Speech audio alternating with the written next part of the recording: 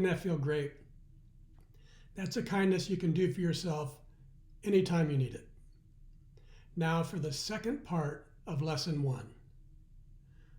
What are your life's wonders?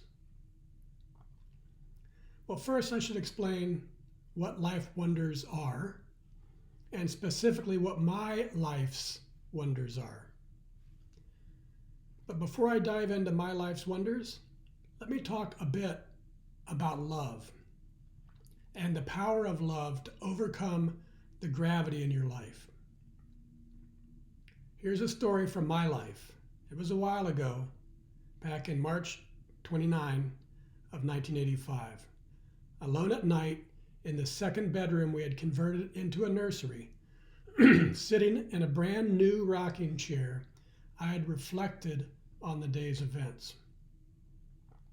I was a father. Wow, amazing.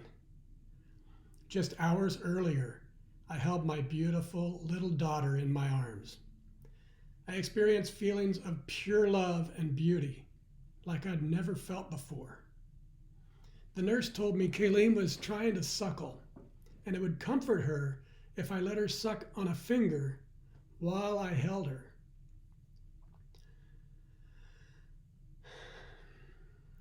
The last 2 months had been very difficult for me.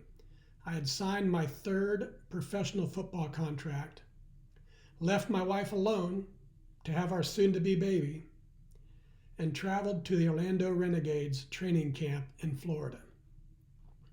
And then I was cut from the team in just 2 days. That was it.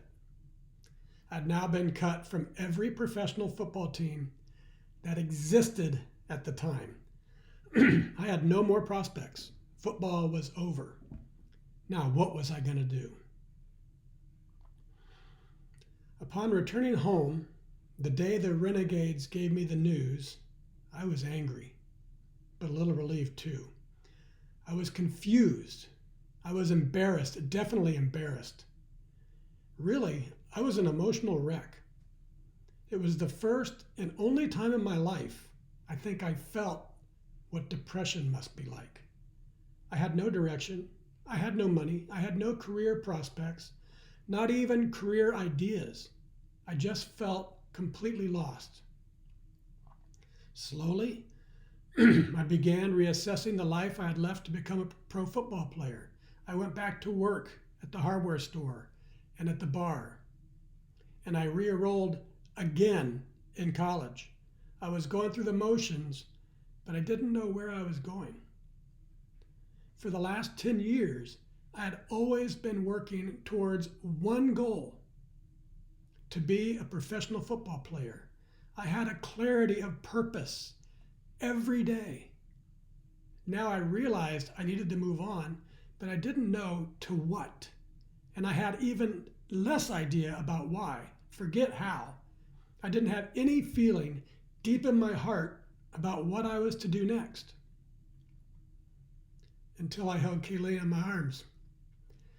Then I knew instantly. Sitting there quietly, surrounded by the bright primary colors and the happy clown theme of her nursery, I knew. Sitting there, sucking my index finger to see if I could suck as powerfully as my brand new little baby, I knew.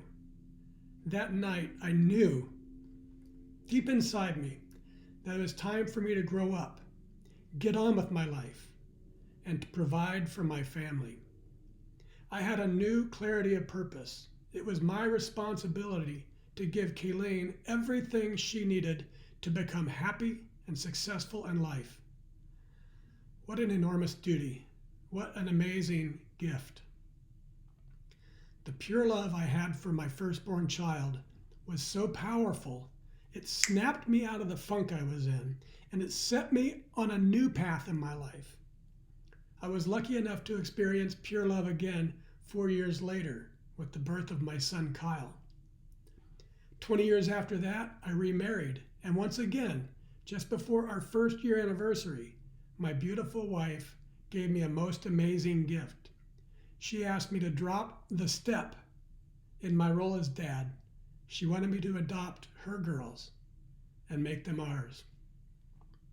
What an honor. What a gesture of love. Love is simply one of the most powerful forces on earth. But there are so many different types of love. Romantic love, of course. Love for yourself is so important. The mind map that you'll be creating during this course is an act of self-love. Then there's love of our children that I was just describing, and love of other family and friends and pets too. There is a love of doing. When someone says, I love what I do, they're expressing the love of doing. I call the things I love doing my INGs. I love working, especially when I'm working on a creative project, producing something that makes a contribution to society, and doing so in connection with my family and my friends and my community. For me, working includes reading and learning and experimenting and writing about things to improve the happy of the world, one person at a time. I also love playing. This includes exercising, cooking, and entertaining and traveling and boating and paddleboarding. I love what I do. And finally, for me, there is the love of places. What am I missing? What do you love? Think on it. Reflect on it. Because love is directly connected to inspiration. The more you can do the things you love, in places you love, and with people you love, the closer you'll be moving towards the life you were meant to live, your inspired life. Now back to my life's wonders. A big part of my ongoing journey to the life of my dreams is a practice of awareness. It's noticing whether energy is coming from my mind, my ego, or is generated from deep within my soul, my heart.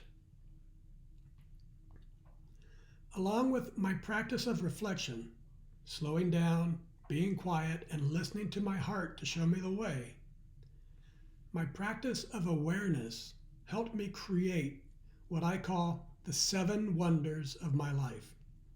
I offer them to you in the hope that they'll inspire you to name and cherish the wonders of your life too.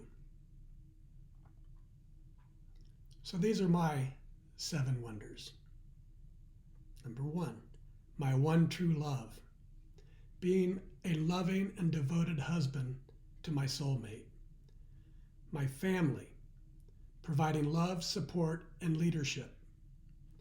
My friends, connecting and celebrating life together. Fitness, caring for my body, my mind, and my spirit. Finance, investing in charities, businesses, and people doing good work. Adventure, exploring different places, new experiences, and fresh ideas. And business, researching, experimenting, writing about best practices for happy living. The 7 wonders of my life act like filters for deciding what's most important to me and what's not. When an idea strikes me or I feel an inspiration come over me, I use my filters to choose what is important to me and eliminate everything else. That's what I want for you too. But remember, this week is all about what you love, what inspires you, what you'd be doing if you knew you could not fail. Next week, we'll get to filtering and prioritizing and discussing the differences between inspiration and admiration. I want this week to be the beginning of a new and constant practice for you, a practice of paying attention to what you're attracted to. Doing so will keep you evolving in a positive direction, creating a life based on who you are and what you want. What is possible for you today is very different from what was possible for you 20 years ago. So many things have changed in the world, some for the better and some for the worse. The same can be said about you. So many things have changed within you and your life compared to 20 years ago. Some for the better and some for the worse, I'm sure. This quote from Shunryu Suzuki serves as a guiding principle for continuous process improvement in my life. He says, quote, "All of you are perfect just as you are, and you could use a little improvement." I hope his quote inspires you to believe as I do, that each day is an opportunity to make change for the better. The constant nature of change creates opportunity for those of us who keep looking. I'm constantly on the lookout, and I pay attention when inspiration moves me. That's my heart leading me to even greater happiness.